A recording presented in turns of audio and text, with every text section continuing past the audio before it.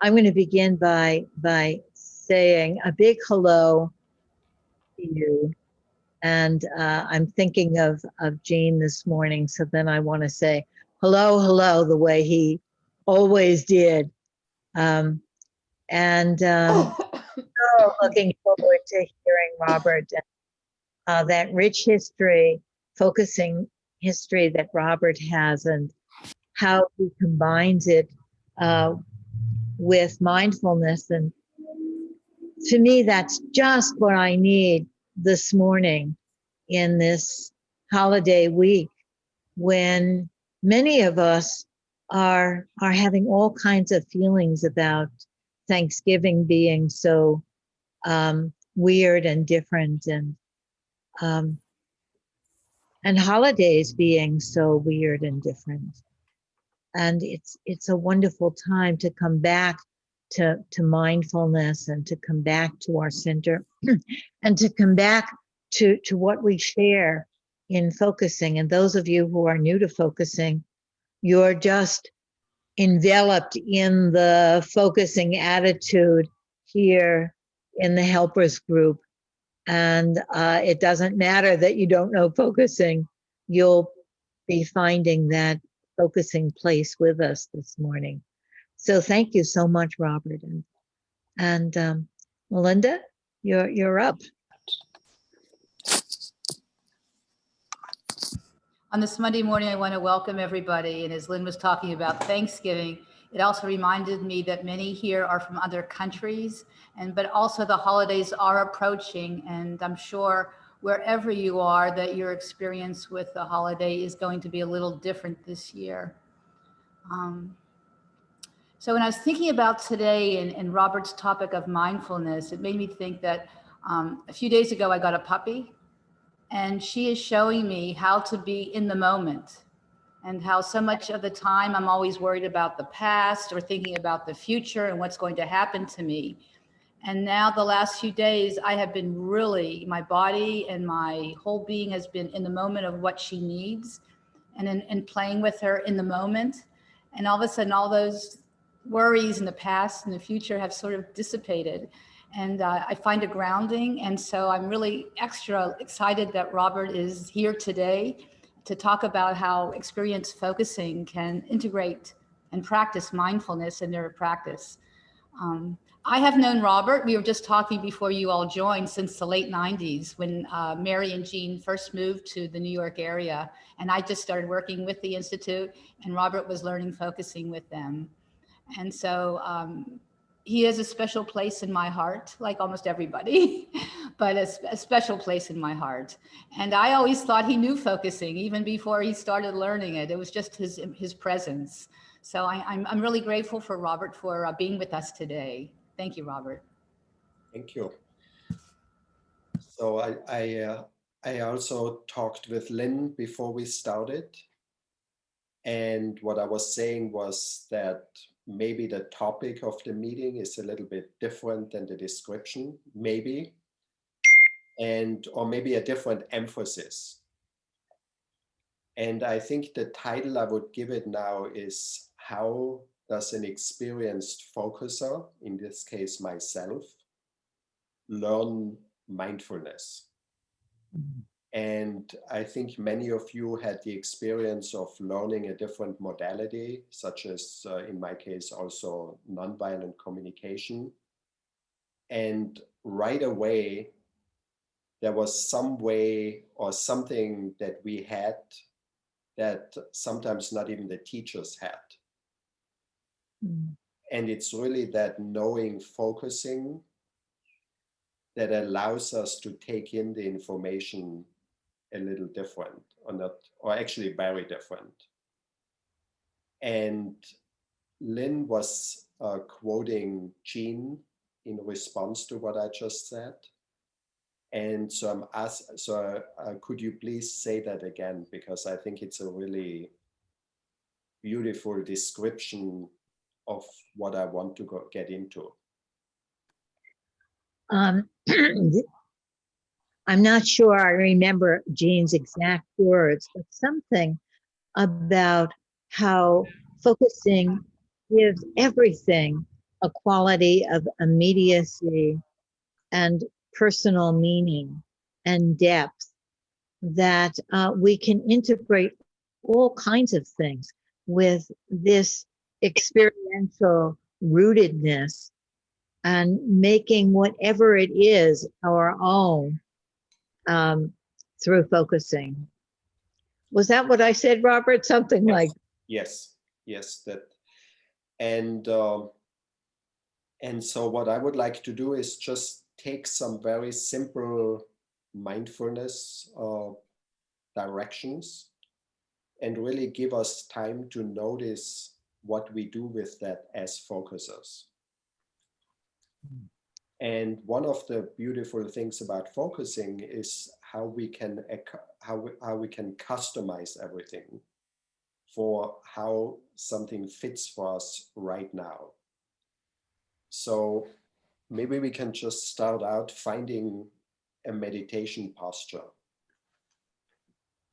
and sort of, instead of thinking I should be straight and I should be this, just really give ourselves time to find that posture that's allowing us to be alert and also comfortable.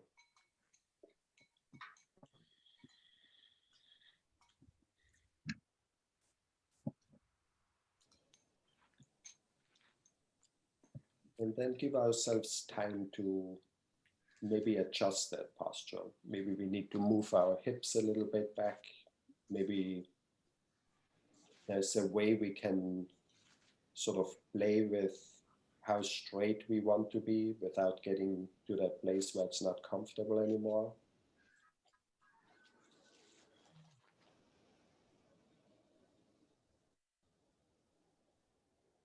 And really find exactly what's right for us right now.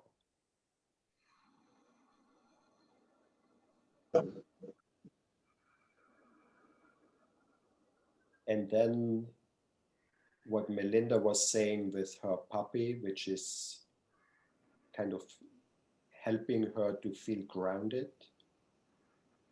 So I'd like to invite us to find that grounding in our body, and then see which of the most common meditation anchors feels just right for us now. Maybe just the contact of our body with the chair.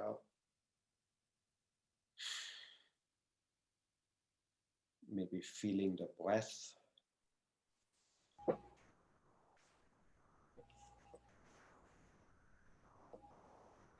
If you're choosing the breath, maybe it's a specific place in the body you like to stay with.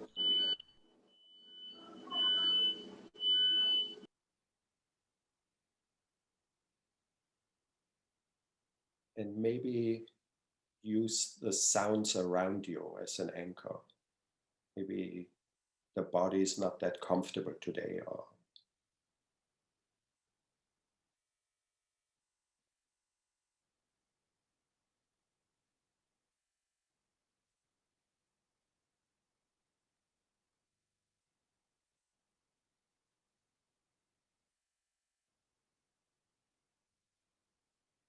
and then without losing that anchor of body, breath, or sounds, notice if there are any thoughts or feelings you're aware of right now.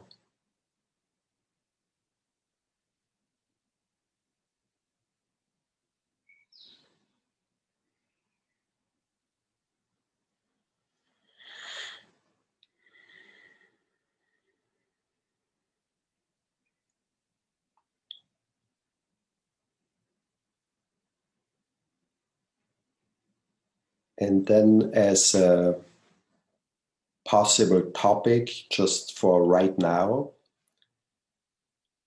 I'd like to put out a question and just notice if you like the question and what comes in response to it.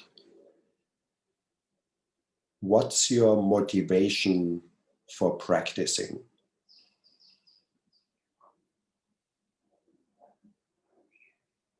What's your motivation to practice focusing, or if you have a meditation practice, to meditate?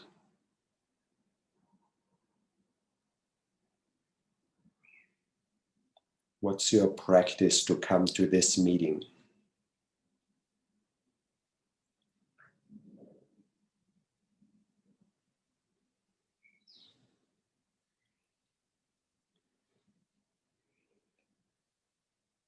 And then just notice what comes in you.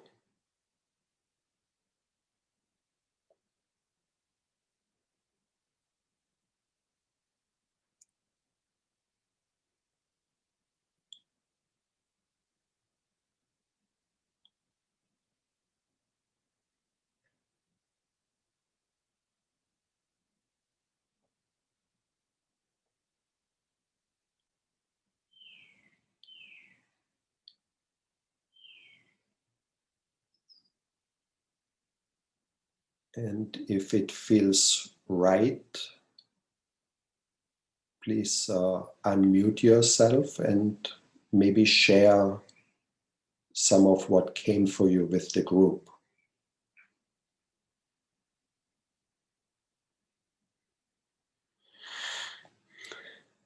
And as a group, we are all experienced listeners. So there's a welcoming space to hear you.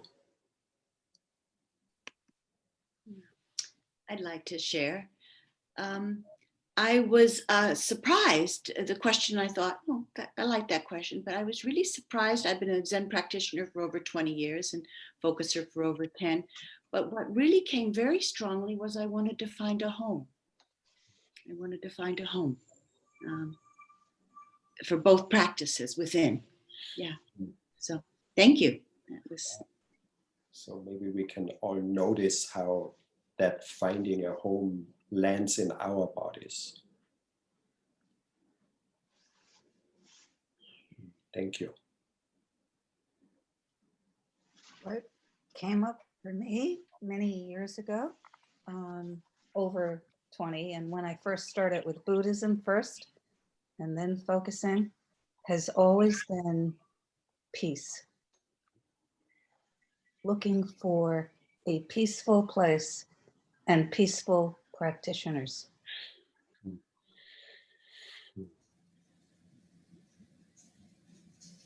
So again, let that radiate in our bodies.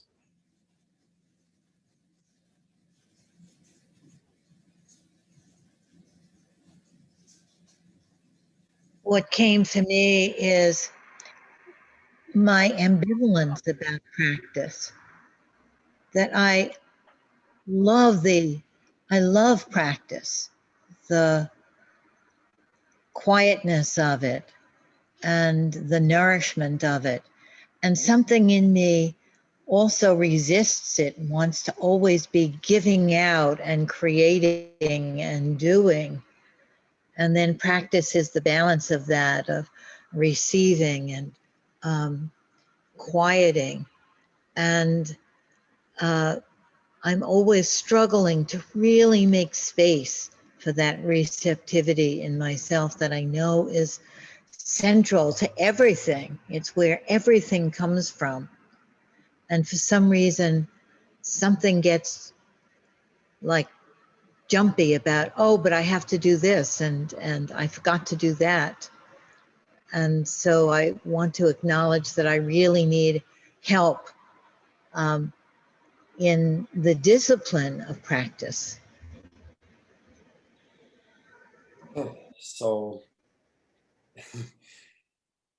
what you just said is actually what I would suggest as a topic for a little triad practice. Like we're gonna go into groups of 3 for like 10 minutes before we go on with whatever else we want to do today.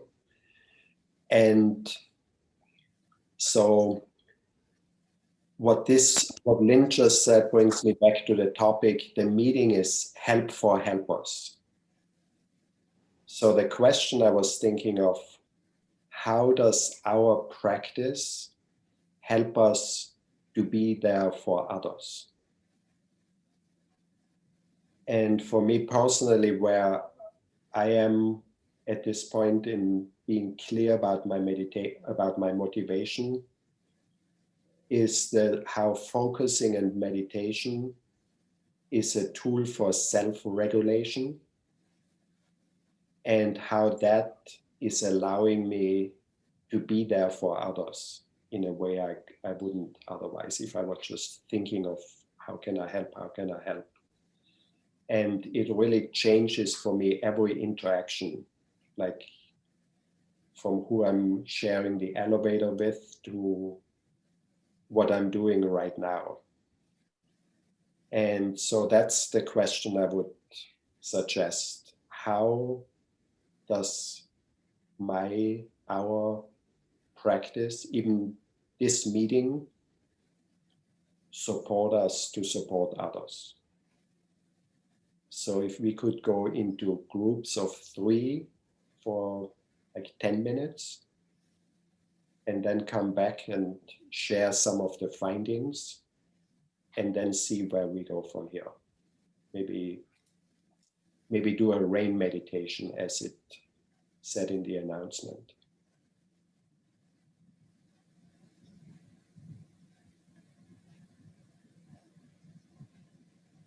So I guess we're gonna get the notification to join a breakout group. Sure, Christine is doing her magic. Okay, great. Thank you.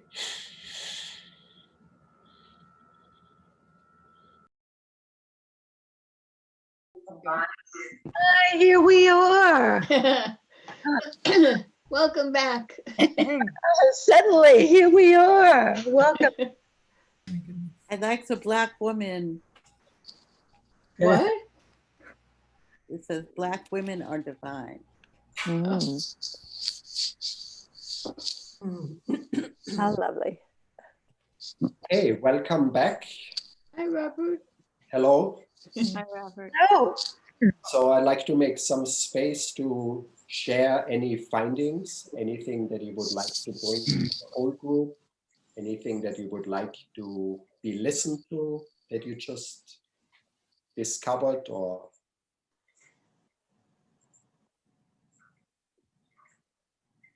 and if you like to speak, just unmute yourself. And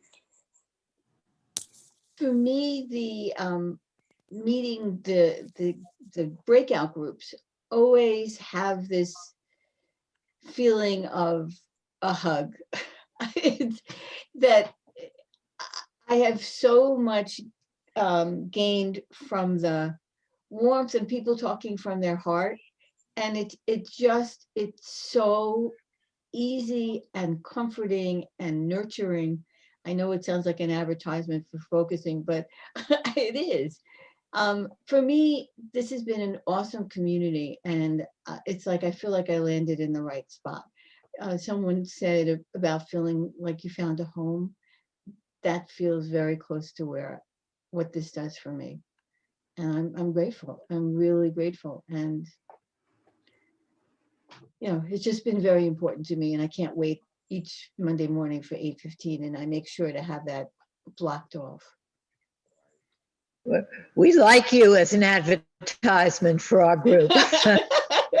Thanks. I'll continue then. Put that on Facebook and Twitter. Oh, but it's a secret. I mean, in some ways I want to keep it my own, and in other ways I want everyone to know. So Yes. conflict. well, we are all with you. Yes. And we all have our own version of home. Yes. We'd like to be in this group, and what it feels like in our body. And I think I'm taking your invitation to appreciate our practice and our coming together to practice even more. And really, I think that's a great thing about meetings like this, to give ourselves time to really feel how good it feels. Because I even think on a rainy I day. think we all know about the negativity bias of our brains, where we are constantly scanning for something that's not right, that's a problem. And so to really consciously do the opposite and just noticing the home, the feeling our bodies, the practicing together, I think is very nourishing for how we meet our clients or people in life that we are helping. Yeah. What came to me was in my struggle to make this consistent time for this quiet and not doing is a poem, and I just remember the last line. Maybe somebody else may know it. It's called The Rain. And the last line is, there are hands placed on my shoulders. What has been spoken to me? And how does my life reply? Wow. And there's something about that quiet of not making anything or doing anything that allows me to hear the message of those hands placed on my shoulders. And that seems so essential, like everything has to come from that.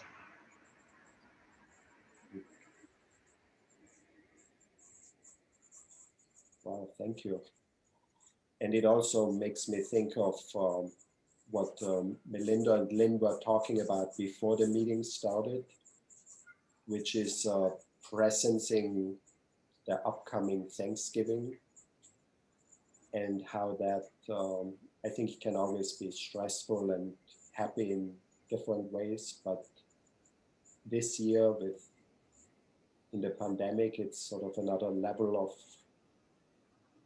difficulty.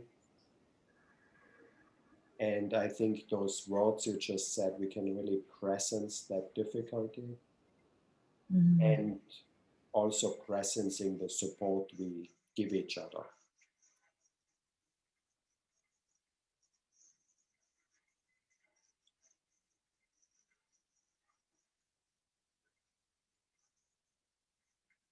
Hi, I just want to say too that in terms of what you were saying, Lynn, that what came to me was the similarities with focusing and meditation is a grounding, but also finding new places. And that's very exciting for me. Even with this, you know, what in our group, we talked also about the pandemic and Thanksgiving that kind of led into that, and just finding new ways of being. And that's what focusing and meditation does for me. So thank you, Robert. Thank you. And I think what that makes me think for me personally, and I think it's true for many, is that self-regulating and giving ourselves a home, a safe space, allows us to go out and explore new places. Because if we are only in fear, it's really difficult to want to try something new. And then all the messages we get, we shouldn't be in the same habit or in the same place all the time, just make it worse. I mean, it did for me. And I think to have that place, that home, that in the body, then we can really go out and explore. And I think in ourselves, but also in the world, doing more things and going to new places. As you were talking, I'm sorry, just for 1 second, because I realize some people need to leave earlier. Robert is actually going to be offering a series for coronaplaza.life on mindfulness. I just realized that, Robert, and that's going to begin in a couple of weeks. I just wanted to mention that in case if anyone wanted to join, because space will be limited. Yeah, it's going to be on Thursdays at 2 p.m. That's 4 Thursdays in December. but actually, and I went through a little meltdown when I saw it on the fourth Thursday in December is the 24th. And it took me like a half day to get the 3 people who are interested so far to agree on a time. And then I saw that the 4th day is the 24th. And so anyway, so the way I left it now is that together as a group, once we start, we're going to decide if that 4th day is going to be skipped for a week, the Thursday, or if we find another day in December to complete it. And it's going to be limited to 7 or fewer, because it's almost like what we're doing now, but we won't need to go into breakout groups. And if more people are interested, there's that we can schedule something else. And Robert, what time, just for those in different time zones? It's 2 p.m. New York time, Eastern Standard Time. And what else? Right now, I'm in no need to earn money, so it's free of charge. And I'm also doing this to complete my certification as a meditation teacher. I'm training with Tara Brugge and Jack Cornfield. And this is the last 2 months of my training. And the practicum is part of that. So I will ask for some feedback and have that sort of officially filled out and hand it to my supervisors. How long? From 2 to what? 90 minutes, 1.5 hours. And I would like you to commit to 4 sessions.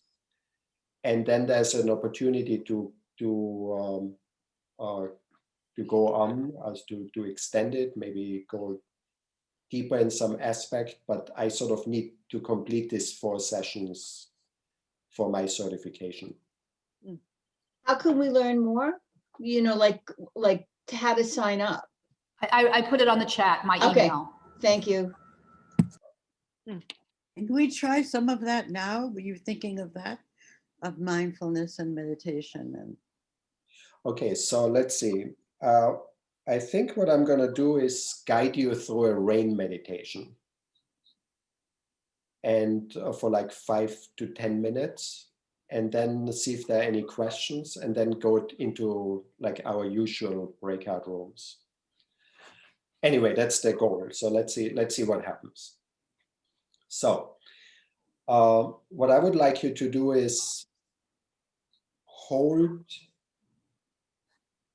for one, the anchor you have chosen, your body, the sounds around you, the breath. And without losing that, just think of something that's maybe a little difficult in your life right now.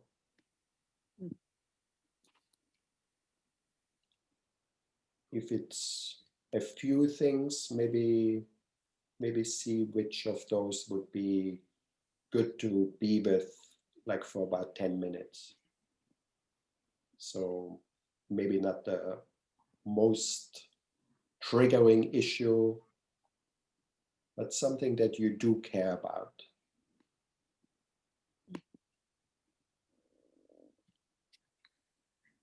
And then the first letter in RAIN is to recognize that. So you're recognizing, yes, it is in my life.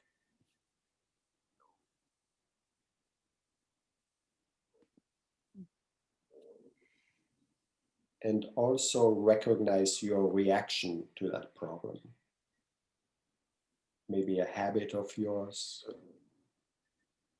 maybe a difficult person, maybe something in the world that's happening that's really difficult to absorb.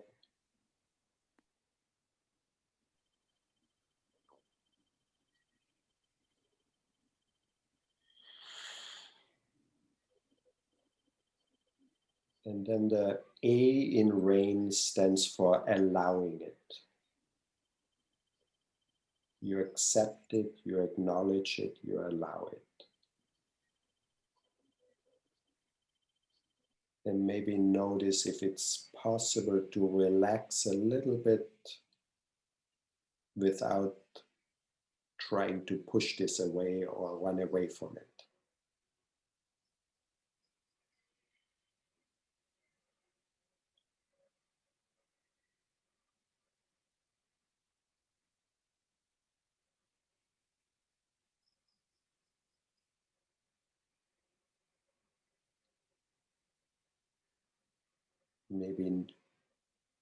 Maybe notice or maybe presence your anchor again, your breath, your body sensations, the sounds around you.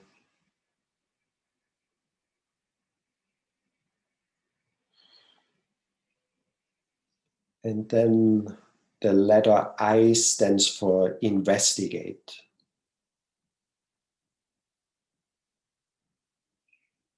The investigation is not as an analyzing, it's more like the focusing in a relationship. How does that live in my body? Where does that live in my body?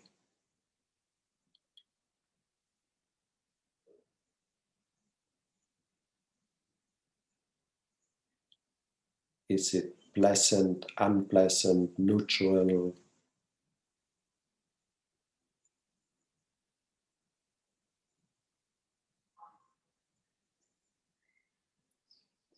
And how do I relate to it?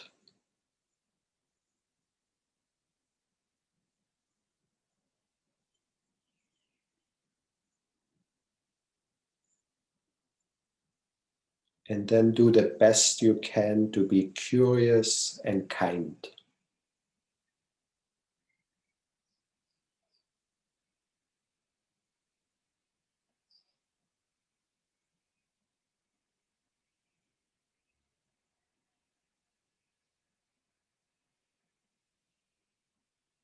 And all the wonderful inner relationship skills we learned from Ann Weiser Cornell, we can all use them in this step.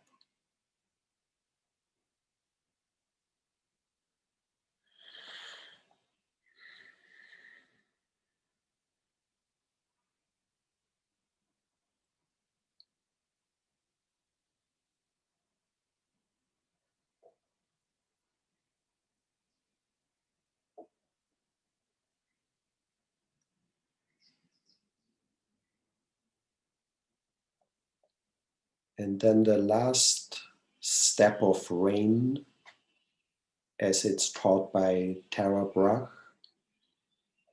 is nourishment. Nourish with self-compassion.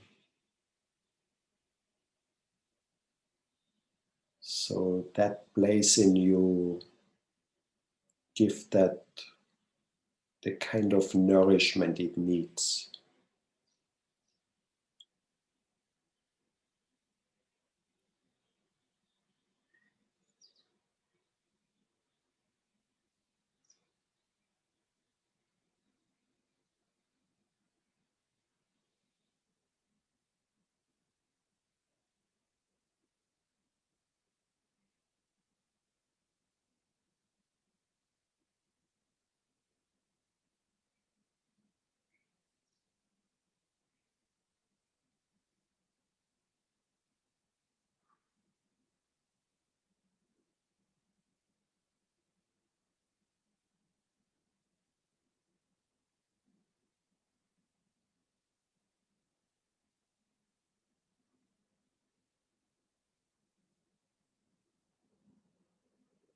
And then again, notice your anchor, your breath, your body, the sounds around us, and maybe make a commitment to be with this more if needed. The be a breakout room now. You might want to be with this more. Or maybe you want to make some notes so it's easier to come back to it.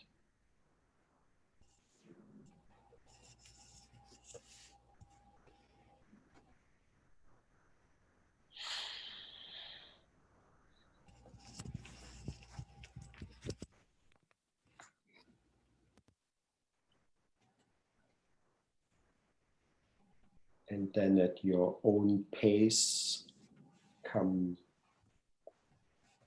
maybe if you had your eyes closed, open them. And if you have any question, just unmute yourself and say your question.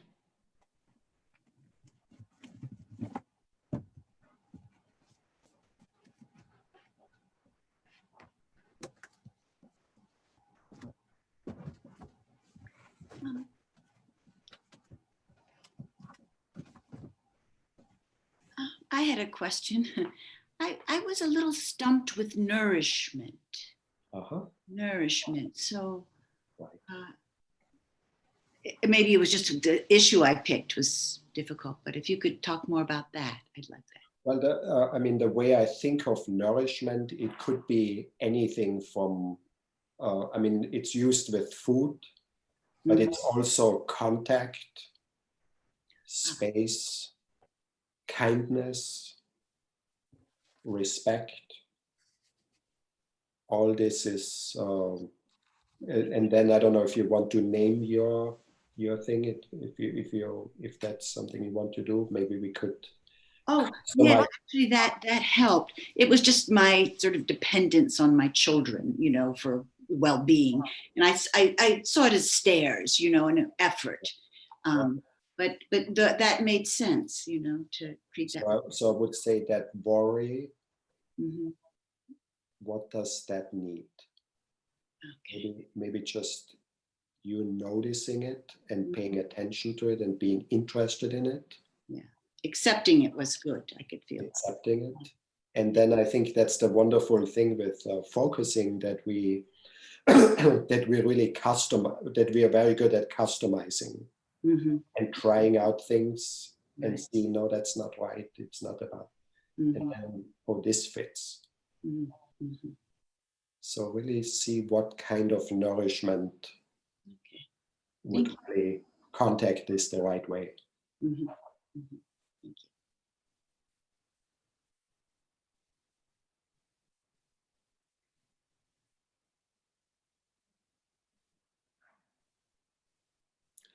Okay, so anybody else? Yeah, I want to say something, Robert. Hi. So I chose my creativity. And I realized that this is actually has connection to other issues that I am experiencing in my life. It's just not a very separated from other things that I've experienced throughout my life. And there are some paradoxes that came up as a result of that. And I was just wondering about that. Because that is created as certain throughout my life behavior. And I realize something about it that is related to a certain spontaneity that I do not allow myself because of other reasons. So I don't know. I hope it's clear. Well, I mean, what I would suggest is to really give yourself credit for paying attention to this. Okay. So you're really interested in this. And it's really that interest is already a way of self-care.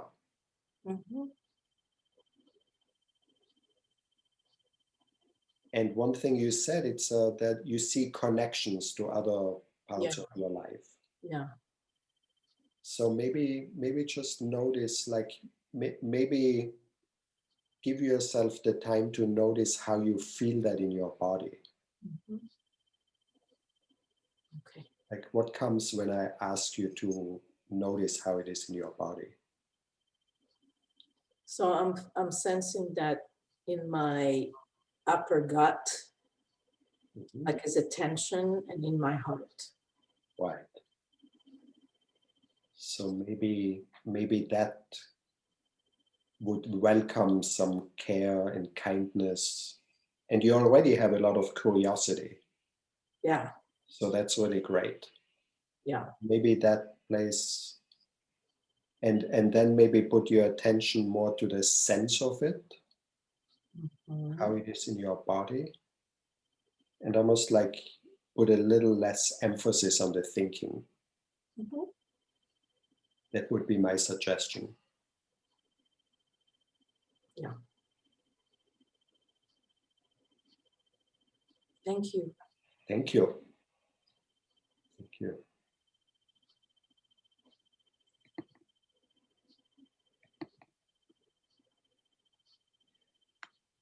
So if nobody else wants to speak right now, we could go into breakout rooms as the schedule usually says, not dictates, but kind of is set. And Robert, sorry, before we do, may I ask you something? sure. As a practice, and this might be plainly obvious, but how might one kind of bring themselves back into the meditative space as you're out of it, or you're sort of losing the thread? Are there some ways of sort of reminding oneself, or anything that you've cultivated that's kind of a way to come back to curiosity and kindness? And Well, I think what's helping me the most is to have an anchor. And so one of the instructions that I never forget, which is from Ruth King. She's a mindfulness teacher, and she was discussing in that talk about racism, which is a very triggering subject for a lot of people.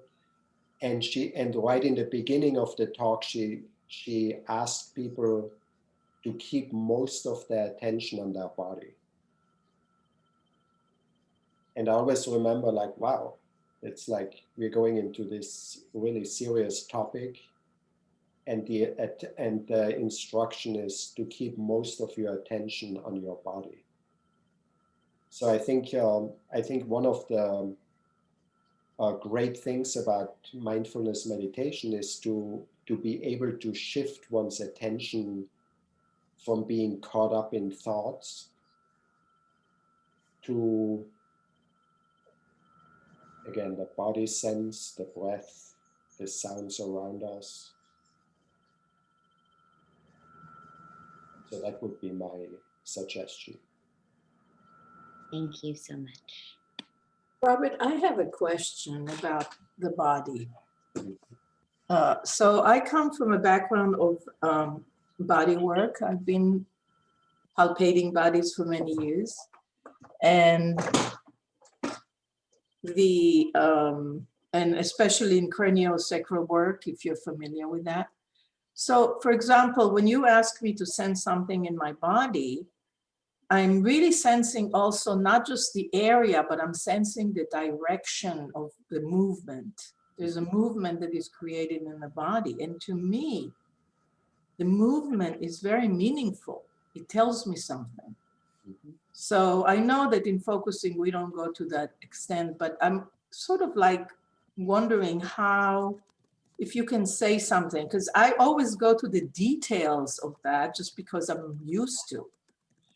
My suggestion would be to sense the whatever energy or sensation, but not immediately make a meaning of it. Okay. So I could like say, Okay, so right now my stomach feels, oh, I mean, I'm just using an example now. And then what happens, the brain immediately makes a meaning of it. Or you didn't eat right, or you're upset about something, or whatever the meaning is. And then it's like to get to that place where I can say, this is the sensation, and my thought is whatever it is. Okay, so But I'm not immediately buying into the thought. So even your knowledge is great, but when you meditate, almost like just there's a tightness or there's a movement, and I'm thinking of whatever I know about it. But keep it a little bit apart. yeah, In- so Excuse me, Robert, I'm looking at the time and maybe we need to do the breakout rooms now. Okay. I just had one thing to say there to clarify for myself. I think of mindfulness as that anchor that you're talking about, Robert, of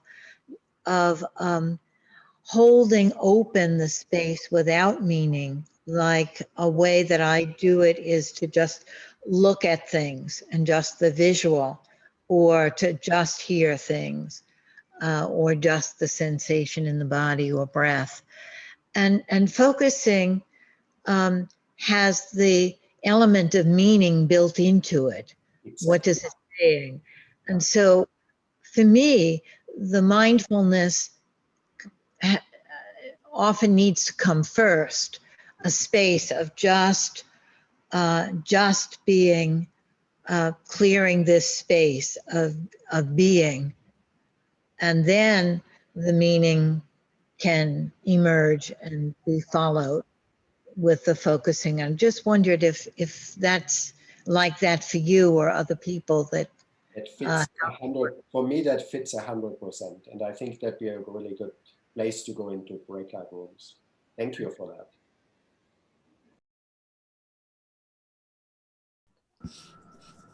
Okay, welcome back.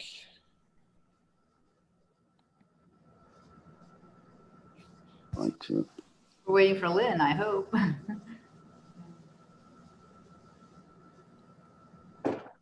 Hi, where's Bob? I wonder if he's. Be yourself and remember. Oh, there's Derek. Hey, Derek. Oh, that was so lovely. Did you bring a poem, Derek? I did. I'm going to get it now. I have it. I think we have time for a bit of sharing before Derek's poem. Great. So any sharing or questions, feel free to unmute yourself. And I wanted to say something. Can you hear me? yes, I can. Yeah. That the first thing that I became aware of is when we started the conversation, that what motivated me to attend this group, that, you know, I take copious notes with these, which I never go back to, but I just take notes. But what connects me is the space of tenderness here, the non-judgmental warmth where you could share things without any repercussions, the connectedness, and everybody feels so warm and friendly, and that's why I'm hooked into it. You know, I rush to come in here, and why? It's that connection with that, you know, with that namaste. And to notice how that is helping us to be there for others. This support we are getting here. Thank you. Thank you.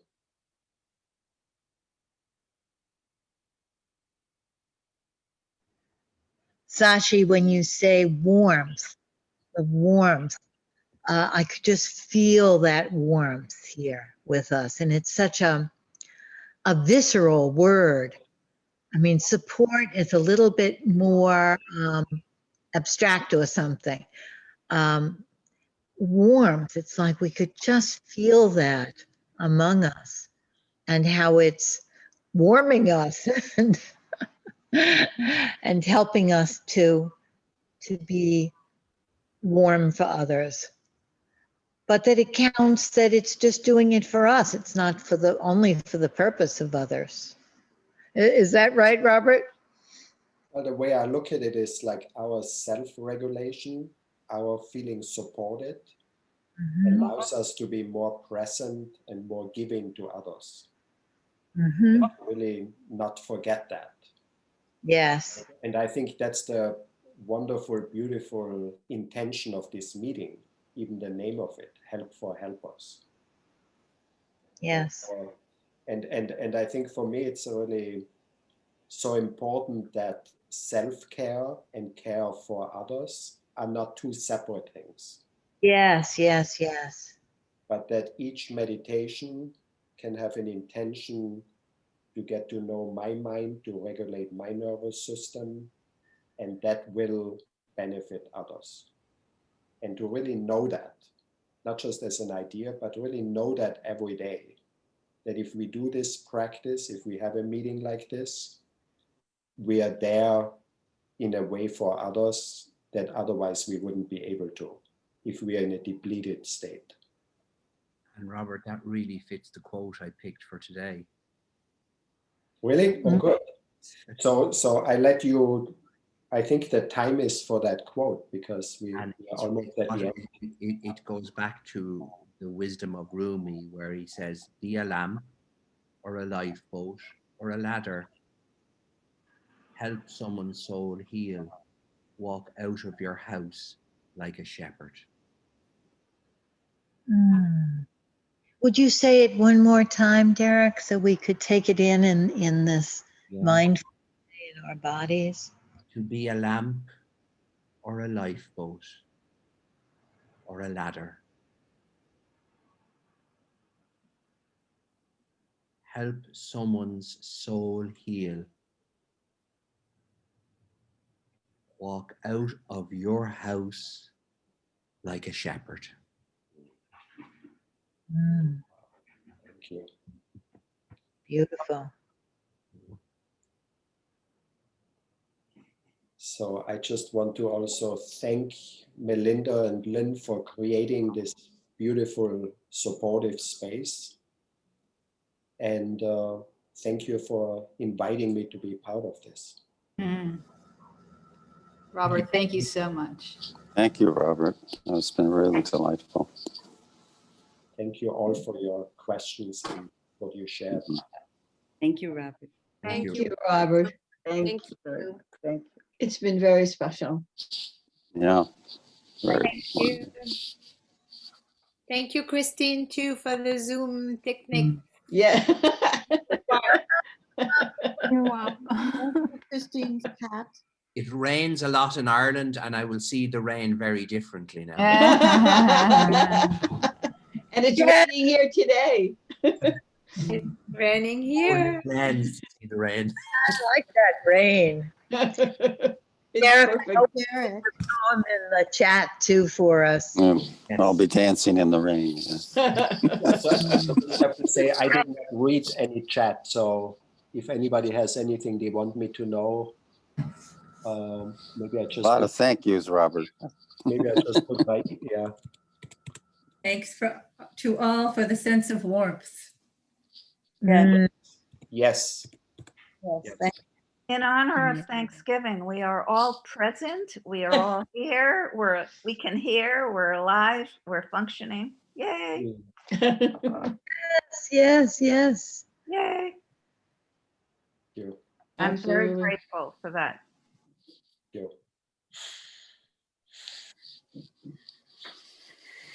Thank you all.